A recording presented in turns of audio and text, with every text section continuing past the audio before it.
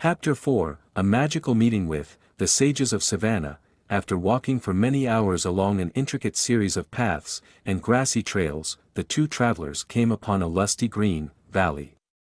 On one side of the valley, the snow-capped Himalayas offered their protection, like weather-beaten soldiers guarding the place where their generals rested. On the other, a thick forest of pine trees sprouted, a perfectly natural tribute to this enchanting fantasyland.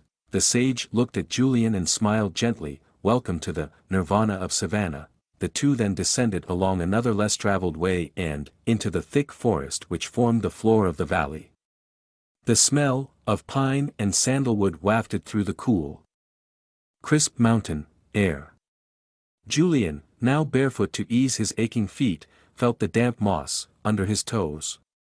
He was surprised to see richly colored orchids and a host of other lovely flowers dancing among the trees, as if rejoicing in the beauty and splendor of this tiny slice of heaven. In the distance, Julian could hear gentle voices, soft and soothing to the ear.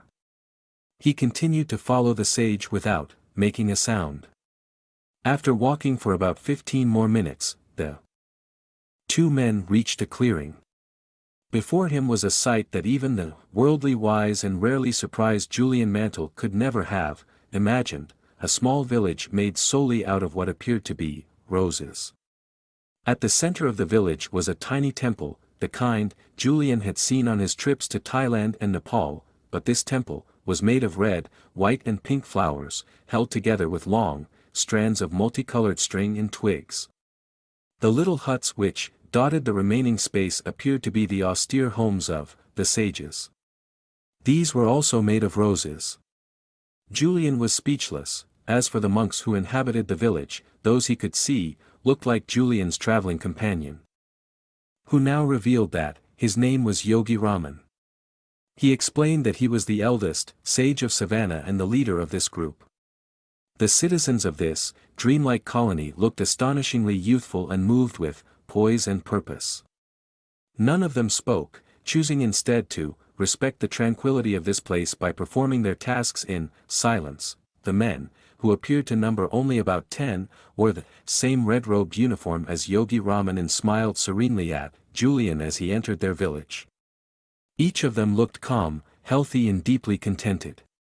It was as if the tensions which plague so many of us in our modern world had sensed that they were not welcome at this summit of serenity and moved on to more inviting prospects. Though it had been many years since there had been a new face amongst them, these men were controlled in their reception, offering a simple bow as their greeting to this visitor who had traveled so far to find them. The women were equally impressive.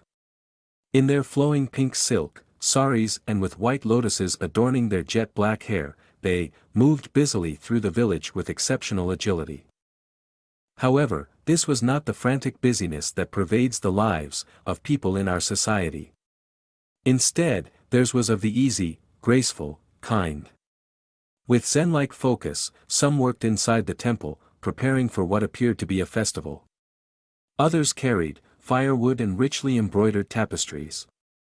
All were engaged in productive activity. All appeared to be happy. Ultimately, the faces of the sages of Savannah revealed the power of their way of life. Even though they were clearly mature adults, each one of them radiated a childlike quality, their eyes twinkling with the vitality of youth. None of them had wrinkles. None of them had gray hair.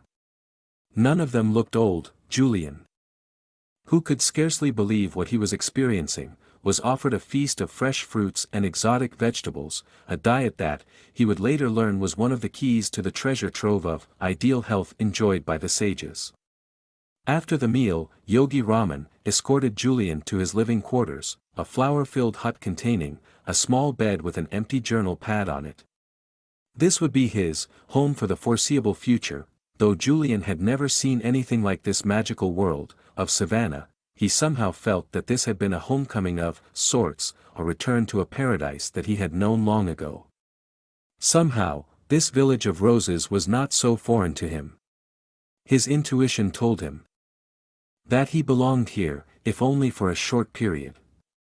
This would be the place where he would rekindle the fire for living that he had known. before the legal profession stole his soul, a sanctuary where his broken spirit would slowly start to heal. And so began Julian's life, among the sages of Sivana, a life of simplicity, serenity and harmony. The best was soon to come.